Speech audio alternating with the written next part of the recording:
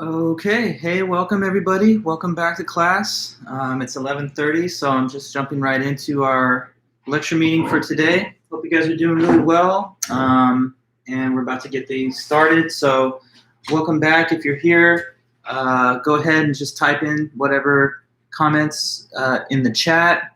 Let me know if you are here. Just a few people can say hello or whatever, and I'll get a sense of how you guys are doing and who's here. Hi, Tanya. Daniel, Leo, Dranrib, Rachel, Alexis, Isaiah. All right, good. We got a good group. Hope you guys are having a good day so far and solid morning to this point. So what I'm going to start off with is just kind of summarizing whatever we covered last time and then go over the next couple of steps. Kalea, how do we submit the activities? There's no activities to submit yet. I'm going to give you guys the homework problem set next class, and we'll explain exactly how to do it. It'll be due not next week, but the following Monday. So you're going to have like 12 days or so to work on it. The first problem set, it would be premature for me to discuss it until we finish the lecture today and on Wednesday because it involves concepts that are yet to be discussed. But do not worry. You will simply submit this activities as an attachment that you will send me in an email. Okay, so good question. All right, guys, so let me just sort of review a few things for you first. First of all, this whole class is a class in Introduction to Logic. And so I started this by just mentioning the topic of what it is to be a good critical thinker and a good logical reasoner. So this is just some review, but let's make sure we are all clear on it. A good critical thinker is a type of person who, first of all, would not believe a claim that they hear or encounter unless that claim was backed by some kind of good argument or good evidence. So they're skeptical, scrutinizing, discriminating about information. They're only willing to believe things that seem to be somehow verified by good, solid reasons. And at the same time, a good critical thinker is the sort of person who, when they make claims to other people, they make sure to provide good reasons or evidence to support their own claims.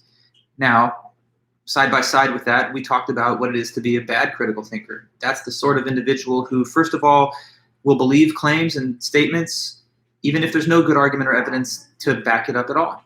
And a bad critical thinker also lacks the capacity to defend and support their own views and claims that they make to other people with good arguments and evidence. So we want to be the better critical thinkers. We want to be the people who don't believe things without good reasons or evidence, and the people who can also present good arguments and evidence to support our own views. After that, we talked about argument, right? Because argument is the substance of being a good critical thinker. To be a good critical thinker is to know when a good argument is being given and to be able to present one. So what's an argument? Maybe you can remind me. An argument is in the technical sense, not in the everyday, informal sense, but in the formal, technical sense used in the academy and in logic courses. We say that an argument is a set of how many sentences? It has to be at least a certain number. Who could tell me that piece of info? Every argument has to have at least 2 sentences. Correct, Lily and Loveth and the others? Yes. Every argument is a minimum of at least 2 sentences, and in every single argument there is exactly one, what is it called? One part of the argument, the bottom part, the bottom line. That one sentence is known as the what? The conclusion, exactly, Ethan, right. So every argument does contain a conclusion, and it has to also have at least one called premise. It has to have at least one premise, all right? Now let's review those terms again. So the conclusion of the argument is the statement or claim that you are trying to prove to be true, that you're trying to persuade or convince or show to be a true statement. And the premises relate to the conclusion because they serve as the evidence or the reasons that give support for the conclusion.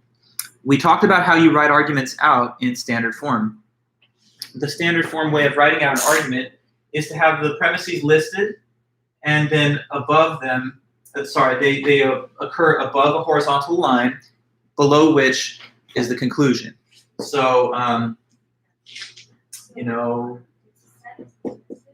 all dogs are mammals.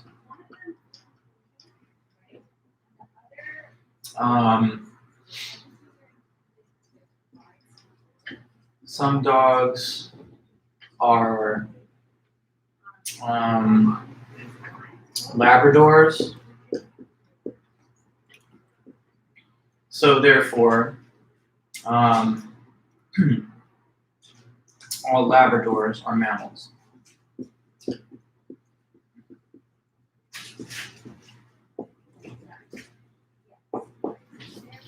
You know, just for example, an argument like that could be given. In this argument, I'm just putting it on the board to display the standard form, and we just have to respect the way of writing it out in that format. You see the conclusion here is below this line, and the premises are listed above it in that list-wise fashion. 1 second, I'm just going to get a door closed here.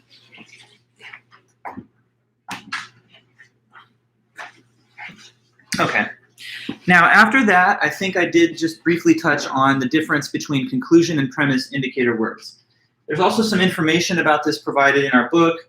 It's on page 6, but we had a nice discussion of it in the lecture. So conclusion indicator words are words that would be either spoken or written in case a person was about to present the conclusion of a logical argument. So you probably remember some of these classic conclusion indicator words. In the case here, all dogs are mammals.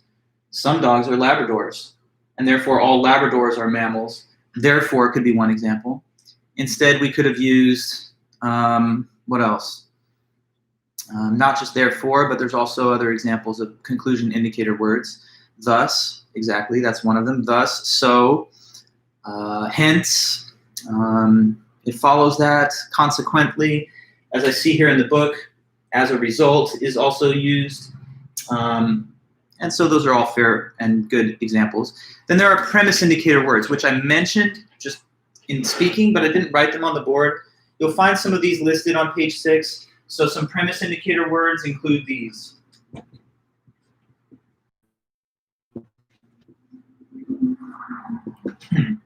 Words like since, because,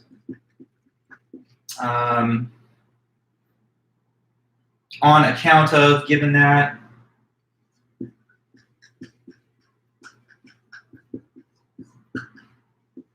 given that, due to the fact that, assuming that, and et cetera, et cetera. So just a few quick and easy examples of premise indicator words. We just refer to those terms because they help us develop the right vocabulary when we use logical argument. So since all dogs are mammals, and because some dogs are Labradors, it therefore follows that all Labradors are mammals. Okay. Now, I talked to you guys about the term truth, and I also talked to you about the term belief. So let me erase the example here so we got a little more room. The whole point of the argument in the first place, as we said, the only real reason to even make an argument is to try and convince somebody that the conclusion of the argument is true. So, of course, that meant that we had to discuss the term truth and its meaning. So when a statement is true, this means what? What is an example, or sorry, not an example, but what is the definition of the term true? Being a true sentence means what about the sentence? If a sentence is in fact true, what are we saying? What does that mean? In order for it to be true, what must be, what's the requirement for a statement to be true? When the sentence matches the facts of reality, that's exactly right, Lily. And I want all of us to remember that, when it matches reality. So not everything that people say is true. If I told you that I was born in 1950, that's just not true. That's false. I was born in the 80s, so I could make a true statement about my actual year of birth, but it would not be anything in terms of the 1950s decade. That's way too far in the past for me. So when a sentence is a true sentence, it's correctly stating the actual facts of reality.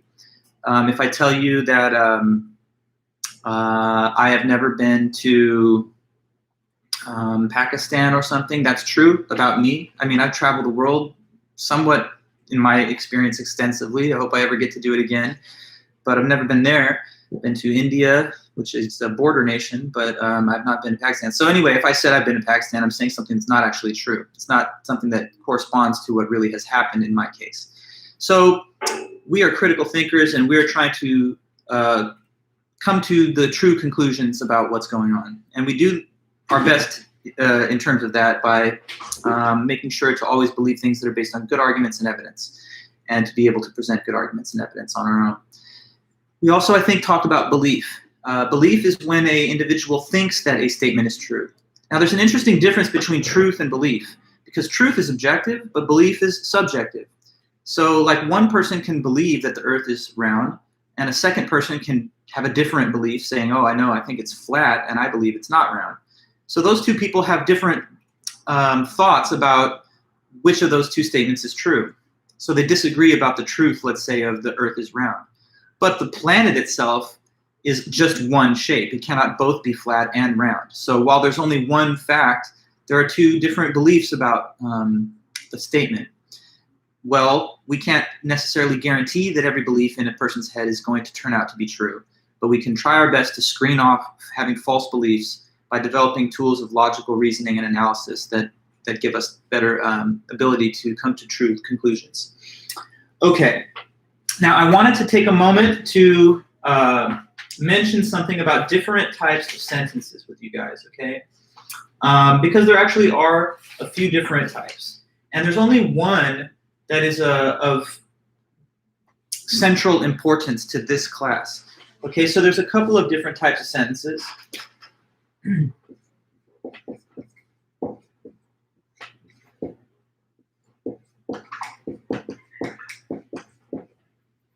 Types of sentences is what the note here says. So I'm going to start with the one that's the most fundamental and important to our class, and that's what is known as an assertoric sentence.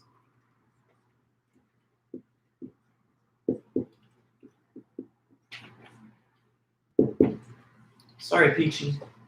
Good girl. Gotta let you down. Okay, assertoric.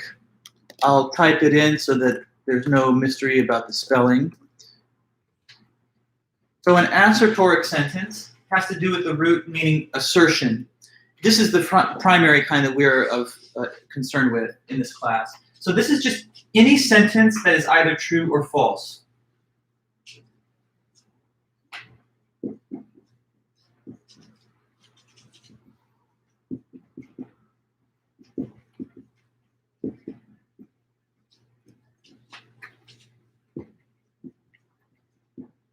Either true or false. That's what is called an assertoric sentence.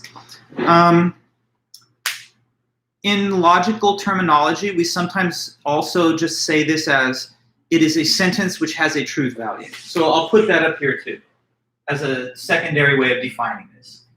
A sentence that has a truth value. So if it's one of those two, either it's a true statement or a false statement, then it counts as an assertoric sentence. Every sentence that has a truth value has exactly one of those two, but never both. So like, for example, the statement that I am 7 feet tall, that has the truth value false, because I'm not that tall. But it cannot both be true and false, you understand? It cannot be that I'm 7 feet tall and I'm also not 7 feet tall.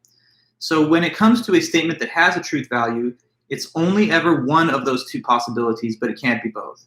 If I told you that I was born in the 80s, which is true, it can't also be false that I was born in the 80s at the same time. So there's just one set of facts, and they can never contradict each other. You know, if it's true that I'm wearing these glasses, then it's not at the same simultaneous moment true that I am not wearing them. Or in other words, it's not false that I'm wearing them. So let's make sure that that's clear. Statements, sentences that have got a truth value are called assertoric sentences. And I mentioned these first because they're of primary importance to our class. Though I'm going to talk to you about other types of sentences in just a moment, the only kind that we're really concerned with are these kinds, because the only statements that can ever be a premise or a conclusion in a logical argument are assertoric statements or sentences, because you have to be asserting something in order for it to count as a claim or as a piece of evidence. Now, sometimes you just don't know what the truth value of a sentence is, but even if you don't know whether it's true or false, you're still aware that it does have a truth value of some kind, of one of the other two kinds. So, like, for example, Abraham Lincoln visited the state of Oregon. Now, I don't know if that's true or false. I'm assuming it's probably false because I'm not sure when it was declared a state, a part of the Union or whatever. But is that an assertoric sentence? That Abraham Lincoln one time stood on the ground that is now known as Oregon. Is that an assertoric statement? Just, you could tell me yes or no. It either is or it isn't. So is that an assertion? Yes, Evelyn, it is. And also Natalie and the others, yes. It's an assertion. It's an assertoric statement. Now, don't be thrown off. We don't know, or at least I'm not right now, like, I'm not a big person who knows everything about history, so I don't exactly know whether he ever did that or not. But he either did or he didn't. It's one or the other, and it can't be both. Let me give you another example. There are aliens in outer space that are not from the planet Earth. Like, there's extraterrestrial life. Is that an assertoric sentence? The statement that there's extraterrestrial life in the universe. Does that serve as an assertoric sentence? I see a lot of yeses. I guess I'll assume that some of them are coming for the current question. Yeah, and that is correct.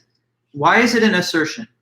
Why is it an assertoric sentence? After all, I have no idea presently if it's true or not. But again, I hope you understand the big picture, that even though I'm not yet knowledgeable of whether that's true or false, it either is or isn't a fact. If they're out there somewhere, then it's a true statement. And if they're not, then it's a falsehood. But because it is one or the other specifically, like right now, that statement just either is or is not factually true. So it does have a truth value. Having a truth value is not the same thing as knowing what the truth value is, okay? So big I make about types of sentences. Assertoric sentence is one of them. And again, as I say, it's the main kind that we're interested in because they're the only types of statements that we use within all these arguments that we'll be analyzing. Okay, but there are other types too, and I need to quickly mention them. So another type of sentence that's not an assertion is what is called an interrogative statement or sentence.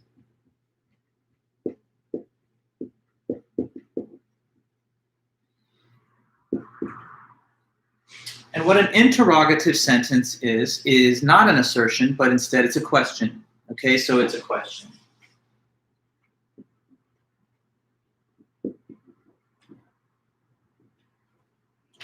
So it's easy enough to recognize an interrogative statement. It's any sentence at all that ends with a question mark. Okay, so if it ends with that type of punctuation mark, a question mark, then that means that it's an interrogative. The term interrogative helps to remind you of the meaning because interrogate is like the root meaning or root word in it, and to interrogate is to ask a question. So let me give you some examples. Statements or sentences like this.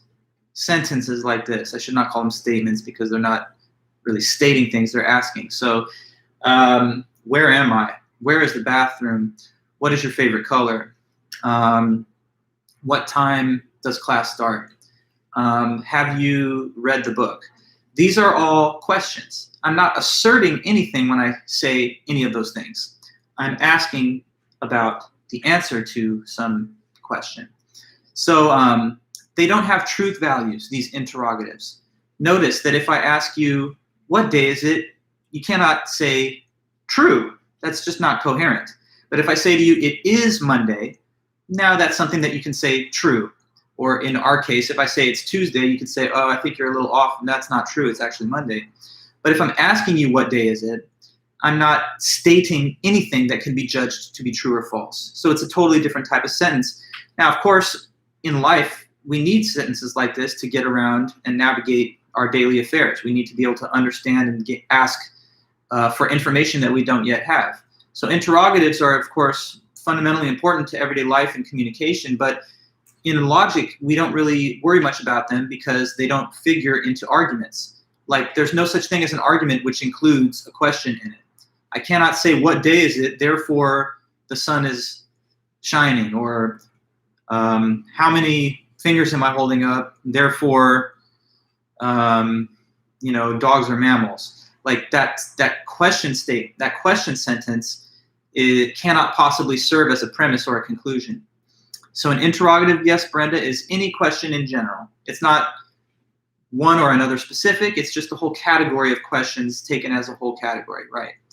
So even your sentence that you typed, it's stated almost like an assertion, but the question you're asking is an interrogative any question in general? And it is. And even that question is an interrogative, right? So when you ask a professor a question, do I need to know this for the test? You're using the interrogative mode of speech, okay? So that's just another type of sentence. Questions. Let me continue with a few more.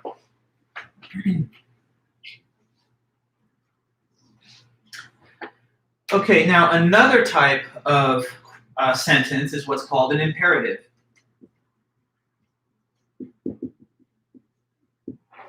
Imperative sentences are commands, okay?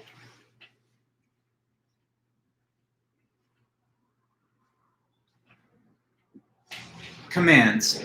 So an imperative is a sentence that you speak or write in order to compel someone to do a certain thing. So if I say to you, write this down, that's an imperative. It's telling you what to do. If somebody says, take out the trash, sit down, go for a walk, close the window. Those are all examples of imperative sentences. Notice it's not a question. When someone says, take out the trash, they're not asking a question. They're telling you what they want you to do. But they're also not making an assertion. It's not possible, at least logically, for someone to say, take out the trash, and for someone to say false, because no assertion was made. Instead, a command was directed from one to another. And of course, we need imperatives as well, because that's part of the life of any human being, having the ability to direct other people's behavior and actions through speech and through language. But again, imperatives are not the type of sentences that are used within logical arguments. Logical arguments involve assertions that can be judged as true or false. So they're exclusively the domain of the assertoric sentence. If you say, can you please sit down? Interesting comment, Evelyn, because can you please sit down sounds as if it's implying the interrogative mode of speech, because you could add a question mark to the end of that. But rhetorically, it expresses the force of an imperative. Even if it did have a question mark in that case, it's sort of like a gray area. Can you sit down could be interpreted as literally the question, are you able to sit down? But most of us would understand it a little differently as the request or command that you sit down. And it's just said politely. So the mode of the interrogative is kind of signaled after, but it's really used for a command. Sometimes you hear people use that ambiguity in the two types of sentences in a question or statement like this for humorous effect. Like someone says, they ask the question, may I go to the bathroom? And someone says, I don't know, can you? Or let me see, can you please sit down? And someone might say, no, I'm not able to do that, like as if they were really asking a question. But basically, it's an imperative cloaked in the outward form of an interrogative in that case. Okay. So one last possible kind of sentence is known as an exclamation.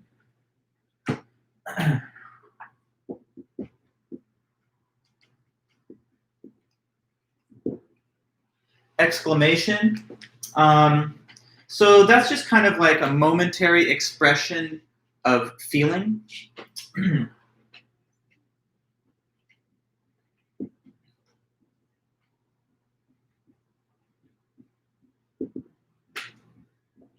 Of a feeling or attitude.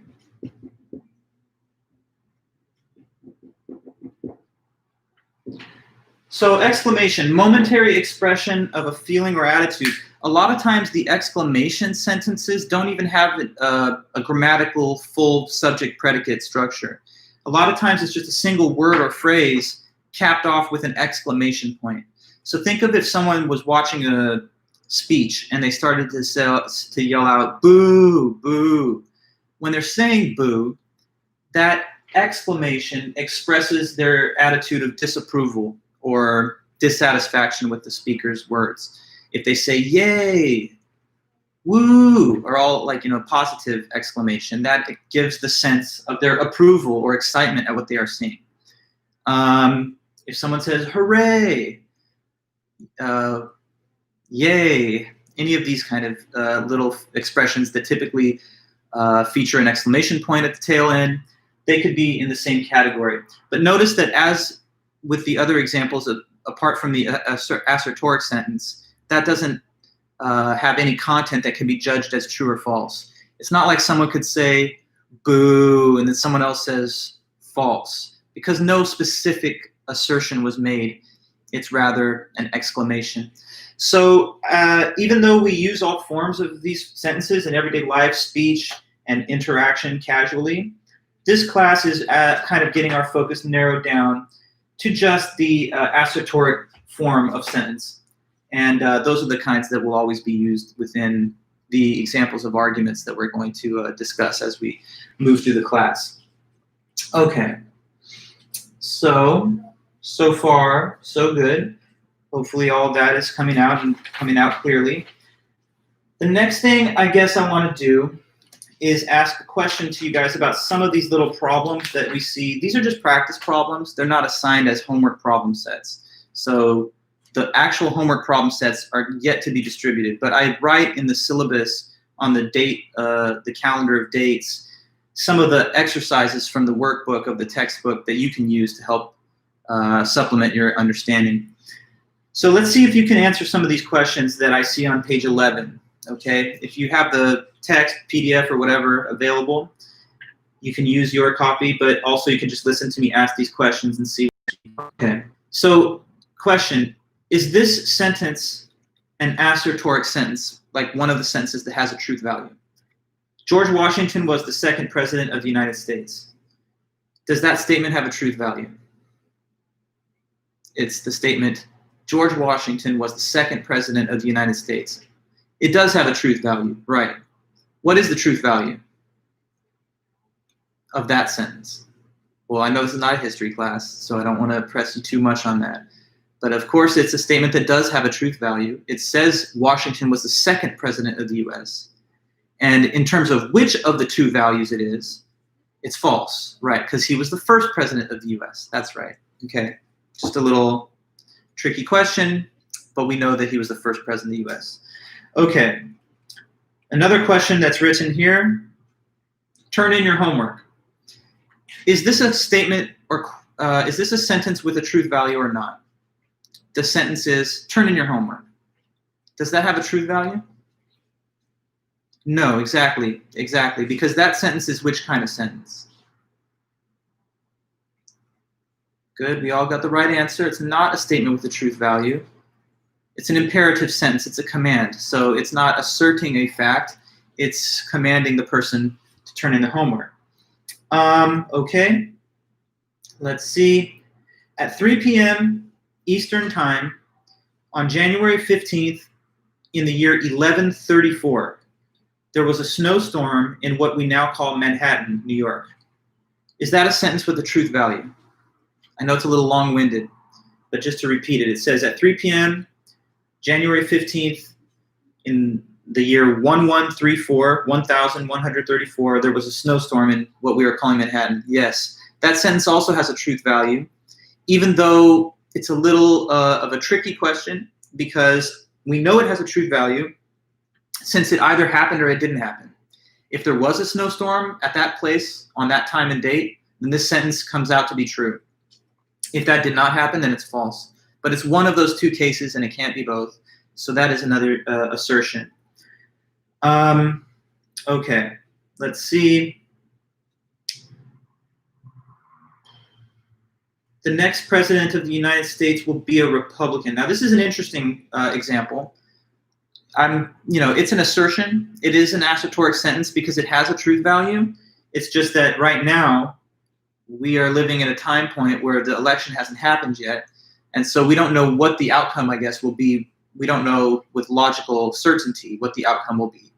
But provided that an election will happen, and provided that we have this two-party system that we're living in, and there's two major candidates, it's going to be one of the two. So the statement that the next president will be Republican is either true or false, and I guess we'll see which one turns out to be the truth. Okay, so that's just a little bit of reinforcement for the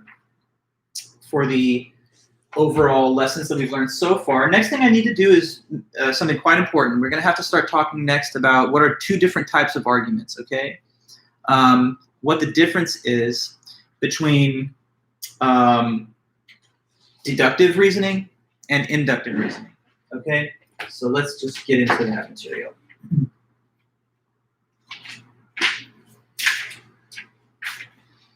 Okay.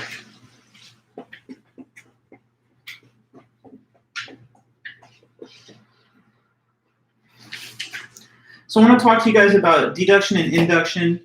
I just have two further quick concepts that I want to reveal to you about types of sentences and pairings of sentences. So I want to quickly mention the definition of indeterminate, equivalent, and consistent. Okay. So logical truth and logical falsehood. There is an important concept to learn about types of sentences. Some sentences are what we call logically true, and some are called logically false. So let's learn about that.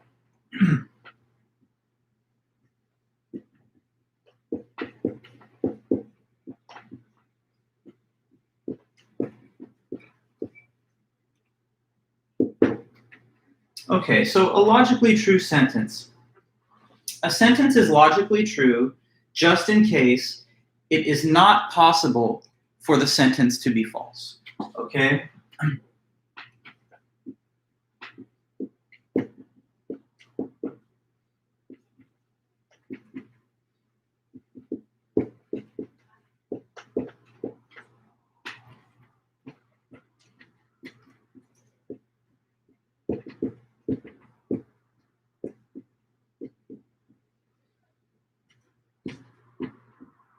Okay, so that's what it is for a statement, a sentence to be logically true. It is a sentence that is true, and furthermore, it cannot possibly be false. It couldn't even, in any possible scenario, be false. Okay? Opposite of that is what's called a logically false sentence.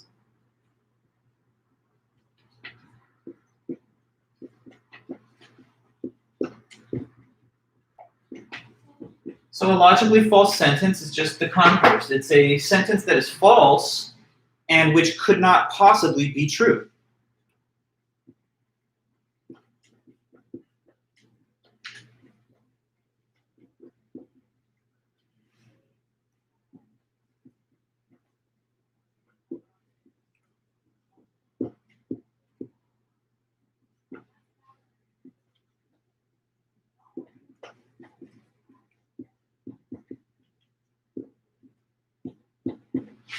Okay? So you see there these two definitions. Logically true sentence, a sentence that can't possibly be false. It's true, but logically so. And then a logically false sentence, a sentence that is just false, but beyond just being false, it couldn't even, in theory, be true. Like, there's no possible way that it could be true. Now, having seen these two definitions, I need to add a third, which is the middle ground category between these two. So you have logical true, logically false. Straddling the divide between those two is what is called logically indeterminate sentence. Okay, so we've seen these definitions. They're in the video, so you can refer to it later. I'm going to erase and put up the definition of logically indeterminate.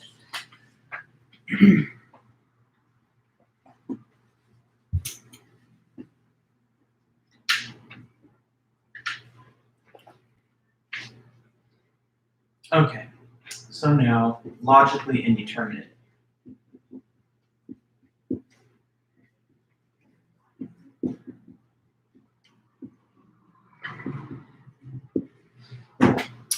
So a logically indeterminate statement, that's not too hard to say what it is. It's just a sentence that is neither logically true nor logically false.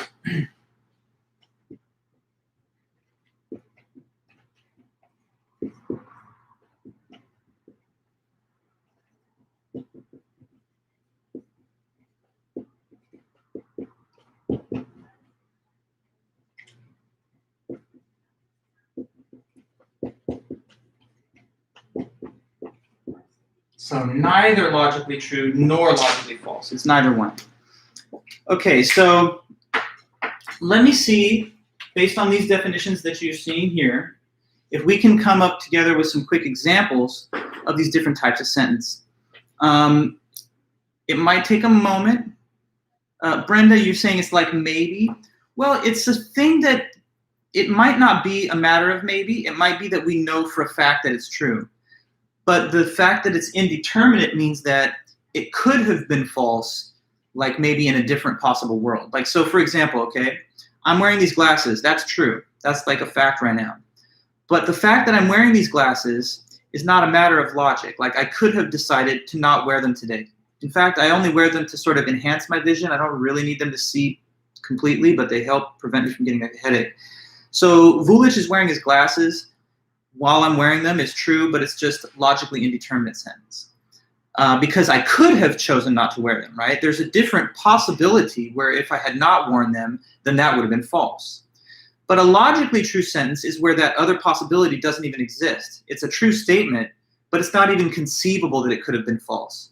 So, you know, like Dr. Vulich was born in the 80s.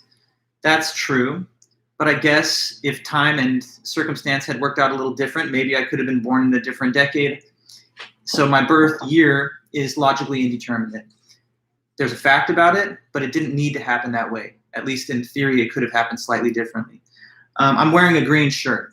That's true. But I have other shirts in my closet. And so the fact that it's true didn't necessarily happen. Let's see if we can come up with an example of a logically true statement. What do you think could be a sentence or statement that's logically true? So it's going to take a few tries, and it's okay if we don't get it right away, or if the first few attempts have to be somewhat discussed. But let's see if anyone can come up with something. Think of something that's true and there's no possibility that it could be false. You know, 2 + 2 = 4. Ah, very good. That's exactly the kind of example, Andre, that we're looking for. 2 + 2 = 4 is a fact. But it's not something that could be false if things had turned out differently, like the weather. You know, right now it's sunny. Maybe had the weather been different, it would have been cloudy. But 2 + 2 = 4 is true no matter what. It's not only true if some circumstances hold, but not others. It's logically true, in other words. So, like, there is no possible world where 2 + 2 = 4 is a false statement. Water is wet. Okay, yeah. I would say that's probably a fair example of logically true. The concept of wetness is kind of like an experiential thing, like when an organism like us encounters something that is in a liquid state, we have a term for that, which we call wet. That's the sort of qualitative experience of encountering the watery thing. And I guess anything with the chemical composition of H2O would have to reproduce that phenomenon in any possible world where H2O exists. I'm only kind of going into the example a little more because as a logician and a philosopher, you got to think of like very weird possibilities. Is there a possible like universe that could have existed where the composition of water played out in such a manner that it produced dust particles that don't have any wetness? I would assume not, but you got to really think all the way outside the box to make sure you're coming up with the right example. But I would grant that that's a good example. So you're coming up with the right genre of example. 2 + 2 = 4. How about this? How many sides are there on a square? There are 4 sides to a square. Is that something that's only true sometimes, and in other cases, depending on the circumstances, it's false? No, that's logically true. It's just a fact about the definitions and the geometric concepts that are involved. All points lying on the perimeter of a circle are equally distant from the center. That would be another example of a logically true statement. Red is a primary color. Color is a little interesting because color itself is a phenomenon that's experienced by the perceptual system when our eye, with its distinctive rods and cones, are exposed to a surface which radiates a certain amount, a certain wavelength frequency of light. So on the nanometer scale, the colors correspond to different wavelengths of light. So there's some kind of objective answer to the question whether a given object would appear red to a human perceptual system that was properly functioning. Being a primary color, I guess, could be seen as a logically necessary property as well, unless there are like alien visual systems that defy the logic that we assume to exist in those categories. But fair examples again. Okay, now what could be a logically false sentence? Let's see if we can come with some examples of that. But just to cap off the last discussion, 2 + 2 is 4, the square root of 81 is 9. You know, any mathematical truths are going to be logically true. For false, we don't live on Earth. Now, that's not logically false. That's false, but only false because of how circumstances have played out. If, for example, Elon Musk sets up a colony on Mars, which is inhabitable by human beings, if that ever were to happen, for example, and it's theoretically conceivable, then the fact that all human beings are on the Earth would not even be true. So it's not logically true that we are all on the Earth. It's true, but it's not inconceivable that there could be a circumstance in which it's false. For logical truth and falsity, it's not enough that it is true or false. It has to be that it has to be true and false, and there's no possibility, even the most remote possibility, of it being otherwise. A rectangle has 3 sides, exactly. That is logically false, because a rectangle, by nature of its geometric definition, is a 4-sided polygon. So to say it has 3 sides is not possible. Now, Tanya, California is hot. Let's make sure we're getting the right thoughts, guys, because I'm asking a question about a logically false statement. Logically false. We covered logically true, but now I'm asking about logically false. California being hot is not even false, so it's definitely not logically false. I mean, California is pretty hot, especially certain parts of it. Dogs are reptiles. Good example, Alexis. Dogs belong to the mammalian classification of species, and reptiles, of course, are reptilian. So this would be like saying a dog is not a dog, which is impossible.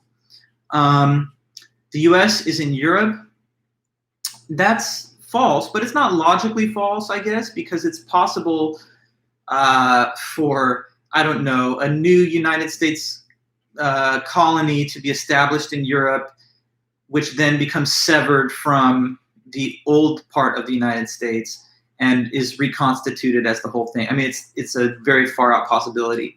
But the fact that the US is not in Europe, the statement that the US is in Europe is false, but not logically so. It's not theoretically inconceivable for such a thing to happen, because geographic distinctions can always be invented and redrawn. Today is August 20th. That is false, though I'm not so sure if we can say that it's logically false, because dates occurring on the calendar are somewhat a matter of convention and stipulation themselves. But at any rate, you guys are getting the right type of responses. Winter is warm is false, generally. Of course, there are some parts of the world where it's relatively hot compared to others, but it's not inconceivable that winter is warm could be true in certain cases. Like if we continue to have global warming, then in some future possible status quo, it could be hot all year round, and the distinction of winter being cold would cease to exist. So for now anyway, it's false that winter is warm, but since it's not impossible for that to change or be different, it's not logically false. So with logical truth and falsehood, the purest examples are things that within like mathematics, like if I say 2 + 2 is 5, that's logically false. That's not something that's correct, and it's not conceivably correct. But now, okay, logically indeterminate. This category of statements is the biggest and easiest to come up with, because it's pretty much anything that's a fact, or even if it's not a fact, but that you could consider it or conceive of it being the other way around. So like that I'm wearing this green polo is just logically indeterminate. It's true, but it didn't need to be true, okay? Or if I told you that I'm wearing a hat, that's logically indeterminate, because although it's false, it could have been true if I had made a different decision. So let's see if some of you guys can just roll out a few easy examples of some logically indeterminate statements. They could be things that are true things, but could have been false, or they can be false things that could have been true. So you don't have to like rack your brain for something that's absolutely true or absolutely false. It's something that happens to be true or happens to be false. Okay, good. Ruby, the earth is flat. That's false, but I guess it's not inconceivable in at least some science fictional scenario to imagine a disc-shaped planet. And so that's maybe logically indeterminate, although it's false. You are sitting. Okay, Brennan. I don't know if you're sitting or not, but whether you are or not, one of those two things is the case. So since it's possible that it had been false or true, it's indeterminate. Logically indeterminate means it could have been true or false, regardless of which way it actually did play out. Okay, so another example from Isaiah, a guitar has 6 strings. That's a good example. Typical guitars have 6 strings, but we can imagine, and in fact there are some specialty guitars that have 7 or even more number of strings than that. So having a 6-stringed guitar is something that's not necessarily dictated to us by logic. It could have been more or less depending on the case. Sometimes like you have a string that breaks and now your guitar has 5 strings. It's raining. Good example, Samir. Right now, at least where I am, it's not raining. But the statement that it's raining is a statement that could have turned out to be true under any number of different possible circumstances. I like your example, Evelyn. Clinton won the 2016 election. We all know that, I guess, turned out to be false, but she certainly had a good chance, at least, of winning. She did win more votes. So the statement that she won is not logically true or logically false. It's indeterminate, and circumstances play out as they are, and we saw that it turned out to be false. I'm alive. Morbid example, but good example also. We're all alive here, which I'm very happy about. But the fact that we are alive is not logically true. It's true. It could be false in given time, even though I hope it doesn't happen for a long time. Okay, so we've got some good examples then of all 3 kinds of sentences. Those will come back and be relevant to future assignments like the homework assignment that I give you. I'll give some examples. Here are some sentences. Tell me which of these fit into the different categories and why. Okay. Now, I want to quickly talk about the topic of logical argument and what the 2 types of reasoning are. So there's deduction and there's induction. Our class is mostly, pretty much exclusively, going to focus on the deductive style of reasoning. That's just what the textbook mostly focuses on, and that's the sort of more rigorous method of logic. In a Phil 105 class, you probably look at both almost evenly. But I'm going to define deduction and induction so that we have that concept clearly in mind. So 2 types of reasoning and argument.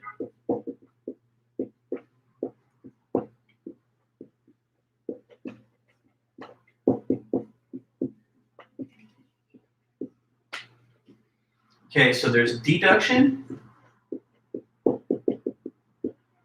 And then on the other hand, there is induction.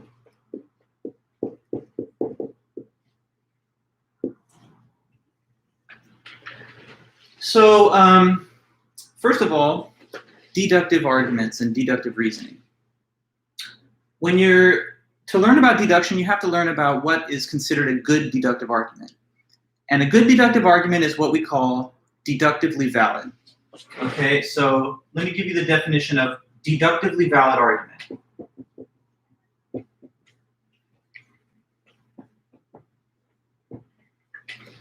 A deductively valid argument is an argument where if the premises are true, it is not possible for the conclusion to be false. Okay, so it is not possible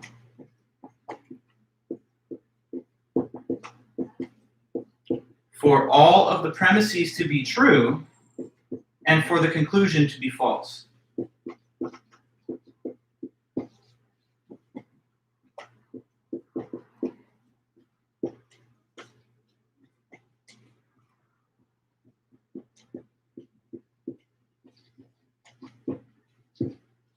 not possible for all of the premises to be true and the conclusion false. Okay? Now, you see this definition in the text on page 5. They write it as follows. An argument is logically valid if and only if it is not possible for all the premises to be true and the conclusion false. There's sort of two equivalent ways to state this definition. So I've started with the textbook's pretty much verbatim statement of it, but I also wanted to provide you with the other one. So bear with me a moment. We'll get to induction, but for the time being, I want to expand on this by writing one alternative way of saying it. So deductively valid, version 1, it's not possible for all of the premises to be true and the conclusion false. Another way of saying the same is to say this. If all of the premises are true,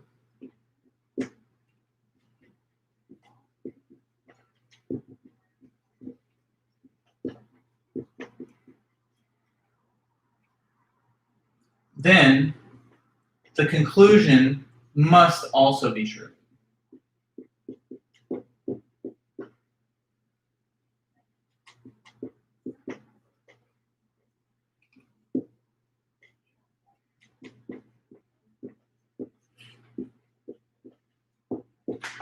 Okay, so I'm going to write both of those here in the chat so that the notes are very clear. So deductively valid argument.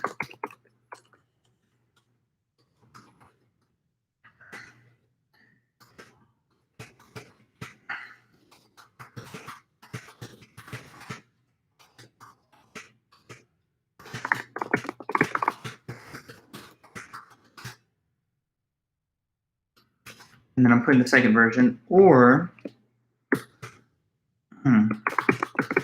all of the premises are true, then the conclusion must also be true. Okay, so those are our two quick, logically equivalent formulations of the definition of deductively valid. So let me give you some quick examples of deductively valid arguments. In fact, we've already looked at a few as we've gone over some of the early material, but now we're able to say with greater clarity what this is. So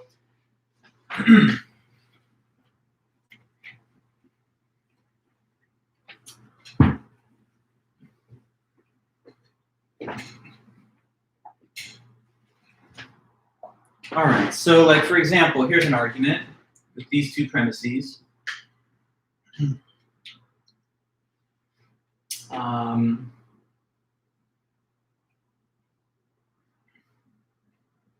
All fish can swim.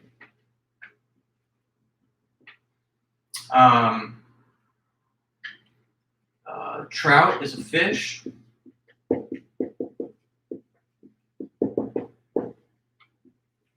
So what would be the logical conclusion of this simple argument? All fish can swim. The trout is a fish. Therefore, what do you deduce? Therefore the trout can swim, exactly.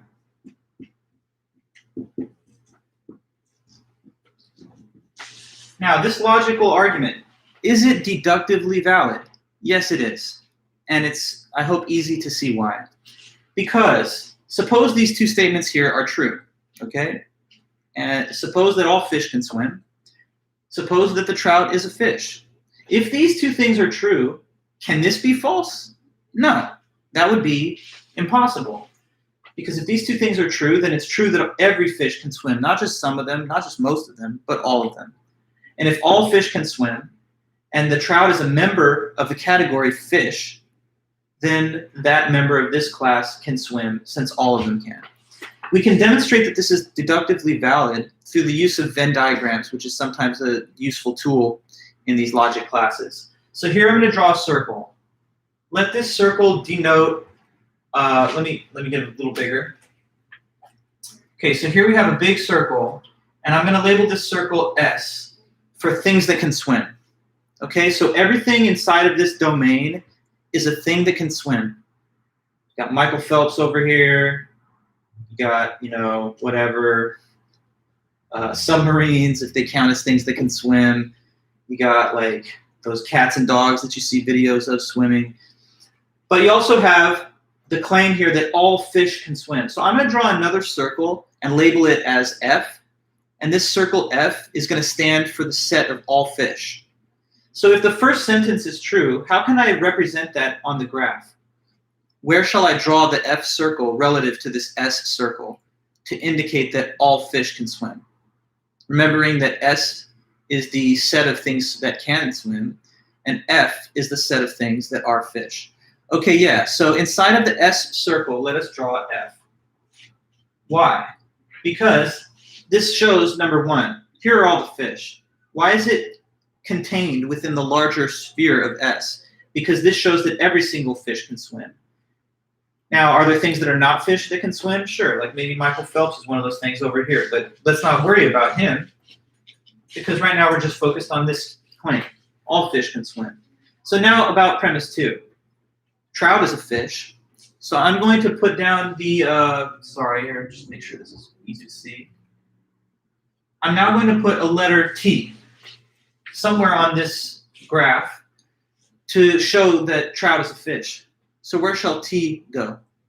Where shall the T letter go relative to these two circles of F and S? Now you can tell me that. The letter T should be placed where? Inside of the F circle, that's correct. So here's T, the trout. The trout is a member of the fish category. And the fish category is completely a subset of things that can swim. So all fish can swim. The trout is a fish. Does it follow that the trout can swim? Yes. Because is this T within the larger circle? As it has to be, it's a member of this category. And this being a subcategory of things that can swim, we see the conclusion and it follows logically. So that is a deductively valid argument. And we could generate infinitely many arguments from this pattern. If I say to you that all dogs are mammals and a Cocker Spaniel is a dog, it logically follows, you can deduce from that that the Cocker Spaniel is a mammal. If all mammals have a vertebrate, which is true, and some fish are mammals, like the dolphin and the whale, then it follows that some fish are vertebrates. Okay? So that's how we reason deductively. We arrive at a conclusion that is guaranteed to be true if the premises are. And that's a hallmark of effective reasoning because it's truth-preserving. If you reason competently using deduction, then you can never go from true premises to a false conclusion, which is helpful because that means that as long as your premises are givens, and as long as you reasoned coherently, then the conclusion you reach is not going to be false. So it preserves the truth of the premises through to the conclusion. Now, I need to add one more note about the topic of deductively valid arguments. So beyond the topic or term of deductive validity, there's also a second concept within deduction, which is called soundness. So let me go over that with you.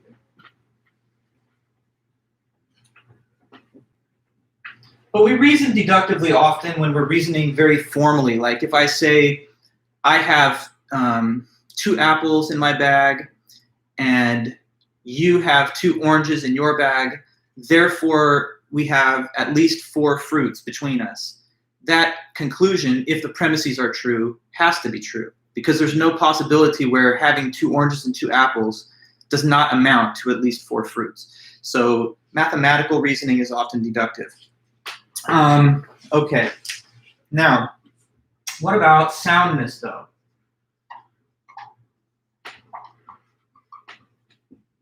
Okay, so this is the second big important concept having to do with deduction.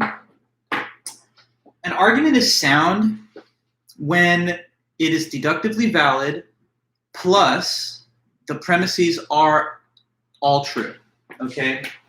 So a deductively valid argument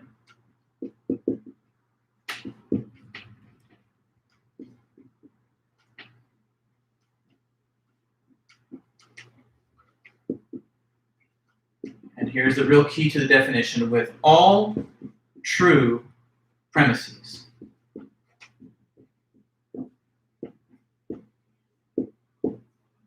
Okay, so to be a sound argument, you have to, first of all, just to be eligible to be sound, it has to be valid first off. But once the argument is determined to be valid, the second question is, are those premises all actually true, like in reality? So if it's a valid argument and the premises are in fact really true, then that is a sound argument. But if it's valid and at least one premise is false, then it's just valid but not sound. Okay, so now I'm going to direct your attention to some examples of arguments on the one hand that are valid and sound versus arguments that are valid but not actually sound. Okay. So here we go. I'll put that definition in the chat as well.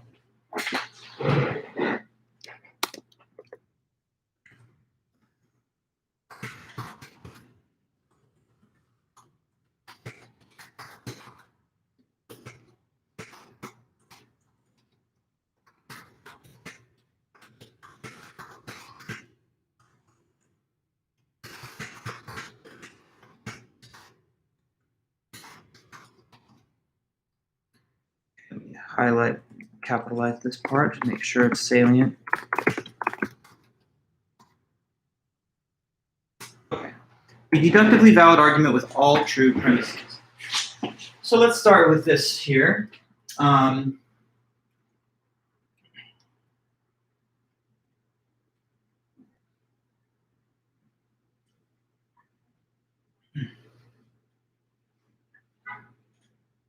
So here we go. No president has been to the moon.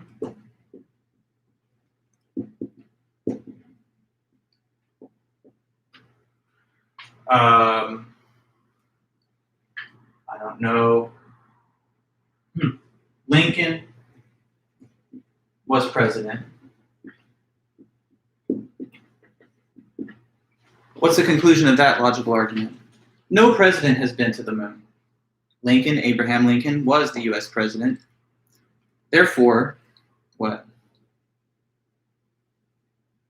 No president's been up there to the moon, like touched the surface. There have been some astronauts, as we know, but there have been no US presidents that we would put up there. So no president's been to the moon. Lincoln was the US president. Therefore, Lincoln has not been to the moon. Very good. Yes, that's the valid logical conclusion. Lincoln has not been to the moon.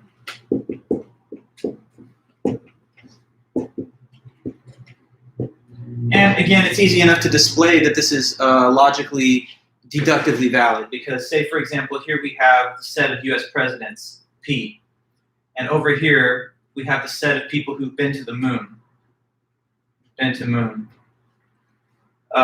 Notice that they're not overlapping. There's no shaded area between the two because the set of presidents and the set of people that have been to the moon is disjoint. You know, they're logically, they don't overlap. There's not one person that's been to the moon that's been the president, nor vice versa. So here's Lincoln, one of the presidents, you know, in this set. I draw a little letter L.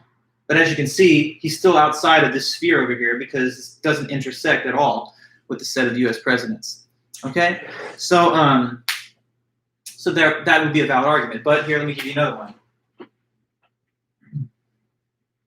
Every US president has been to the moon.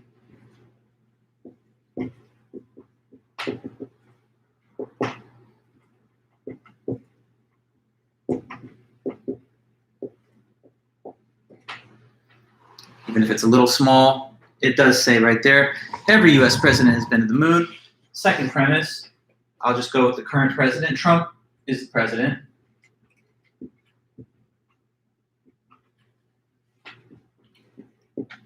So what would be the conclusion of this second argument here on the bottom part of the board? Yeah, Leo, good thought. I was going to mention that just after I get this on the table, but yeah, this one's valid and sound, definitely. But first off, over here, what's the conclusion of this new argument? That Trump's been to the moon, right?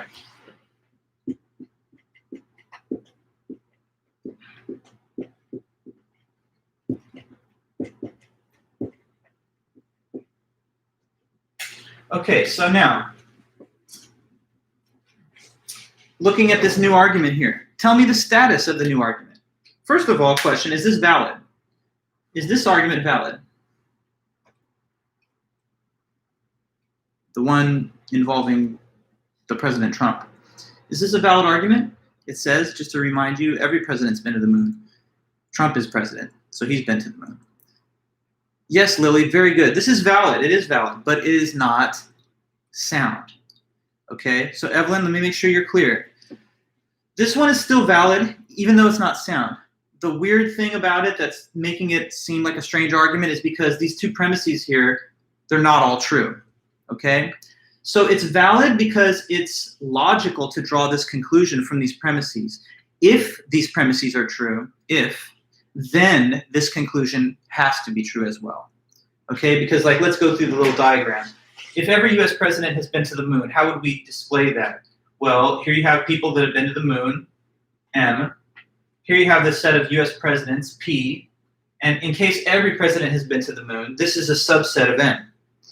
Every president is a person that falls within the circle of people that have been to the moon. Now, if Trump is president, as he is, then he's one member of the set P. And then it would follow that he's contained within the larger concentric circle of M. So this is valid, but it's not sound. And just remind me again, why is this one not sound, but this one up here is valid and sound? There's a difference between the two arguments such that this one is sound and this one is unsound. What makes the second argument not sound? It's a problem having to do with at least one premise, but you have to tell me. So what's the reason that the second argument placed here is not sound? Evelyn, it's not that the bottom is false. It's a different reason. It's because one premise is not true. That's right, Brenda. So let's attend to the definition of soundness. When is argument? Two things. When, first of all, it is valid, which this is, but second, it also has to have every single premise true, like true in reality. Now, in this argument, these two premises are not both actually true, as we should know, because premise one is clearly false. It says every US president has been to the moon. Is that actually true? Certainly not.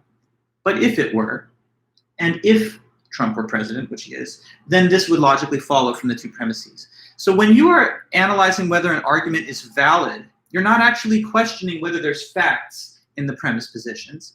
You're just asking whether the logic of the conclusion follows from the assertions made in those premises, disregarding for a moment their factual nature or not. But when you are trying to investigate whether the argument is sound, now you are actually looking at the premises and asking the question, are they really true to the world? So is this argument up here valid and sound? Yes. This one is sound because the conclusion is a logical byproduct of the premises, as validity requires. But it's also sound because examine those two premises. They're both true. No president has been to the moon. Lincoln was, in fact, the president. So it's valid, plus it is sound, unlike the case given over here. Now, just to kind of make sure that lesson is not lost on you, we'll pick up with this at the beginning next time.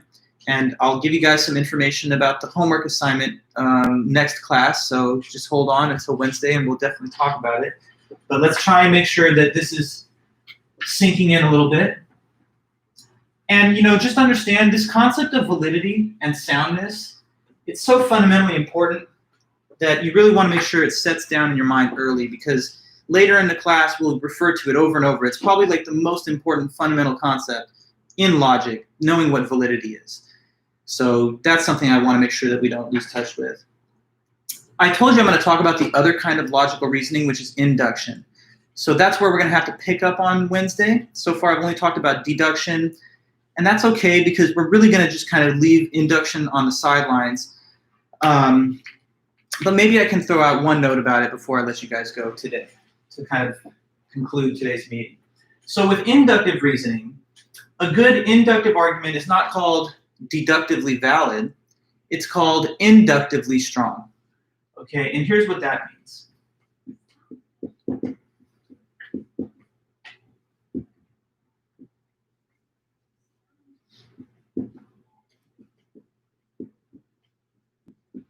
With an inductive argument, what it says is that if all the premises are true, then the conclusion is not guaranteed to be true, but just most likely.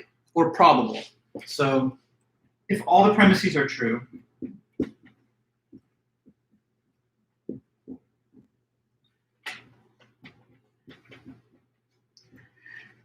then in that case, the conclusion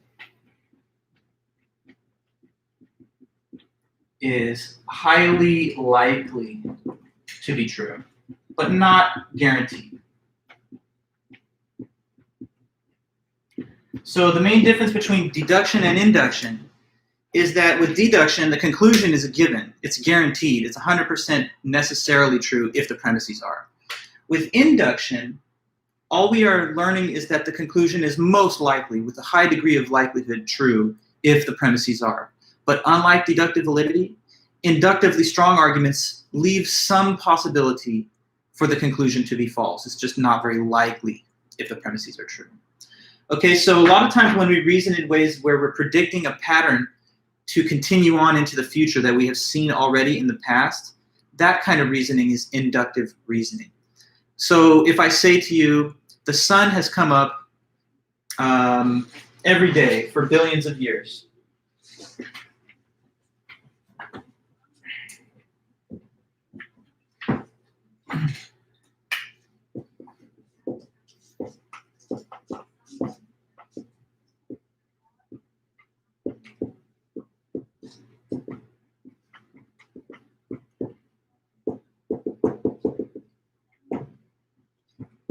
Now, I'm just kind of making this into one premise argument, just to kind of speed up pace a bit. But what would be the inductively strong conclusion to draw from this premise?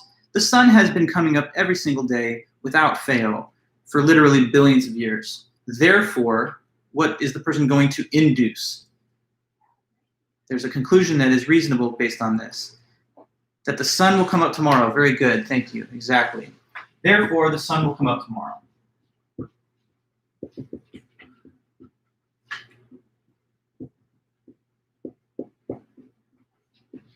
Okay, now look at that conclusion. It's probably true, isn't it? It's probably true because of the great long-standing track record that goes back billions of years, where there's never been a divergence from that pattern. But can we guarantee this with 100% absolute certainty? Unfortunately, no. I mean, after all, the sun itself is just a star. Therefore, it's bound to exhaust its fuel eventually. And then if it does and it explodes, there won't even be a local star. It will get engulfed in the supernova of that. Or, I don't know, some weird cosmic event, maybe a huge object could come slam into us, throw us out of orbit. So the sun, can we rely on this to be true? Yes. I'm not saying it's unlikely. It's very likely. Probably 99.9999 going way out into the decimals. But it's not 100% absolutely certain. So that's what inductively strong arguments are like. They have premises that lead us to a probable conclusion. But unlike with math and stuff, there's a little wiggle room for it to possibly be false. There's a lot of famous classic examples like that. The student has had perfect attendance all throughout K through 12. Tomorrow is the last day of high school, so he'll be there tomorrow. Probably so, if you've got that much of a track record to go by. But anything can happen, and maybe it's not a given, absolutely certain. I don't know. I've never called in sick for Cal State Fullerton in the last 4 years, so I won't miss any class this semester. That's probably true, but things can change and the pattern can be broken.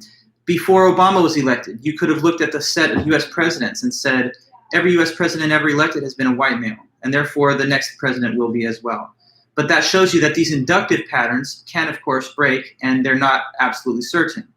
But if I say to you that, there's 2 fruits in my bag and there's 2 fruits in your bag, so there's 4 in total, that's not something that's probability-based. That's something that's deductively based. So you get the feel for the difference between the 2 kinds of argument. Now, I'm mentioning induction to you now, but as we continue through the course, we'll pretty much exclusively focus on the deductive side because it's a little bit more rigorous and it can be taught more formally. But scientific reasoning and everyday reasoning, we use induction a lot, and we should. It's just that we can't say it's a given. When you turn on your car, you think the car will start because it probably always has. But can a car break down such that the engine doesn't turn over? It's a possibility. So inductive reasoning we rely on because there are patterns that we can see and that they usually do recur, but it's never a guarantee the conclusion of the inductive argument. Like I had a bike that I was storing on my balcony, and I thought it would never be stolen because no one's ever stolen my bike in my whole life, but it did get stolen. So, you know, we bank on those inductive conclusions, but it's a little different than the formal reasoning of deductive logic. We're interested in both, but deduction is our primary interest in the class. Okay, guys, so that's what I have for you for today. We're going to continue with these topics on Wednesday. I have a little bit more to talk about induction and deduction, mostly deduction. And we'll talk also about logical equivalence and logical inconsistency. And then we can start to go over like the homeworks and stuff like that. All right, everybody. So I don't want to keep you anymore. Have a great day. Good to see you all. You know I have office hours at 1:30 if anyone wants to swing by. I sent a link from earlier this morning if that's the case. But for now, take care, and I'll see you guys next time, all right? Have a good one. Bye-bye. Thank you.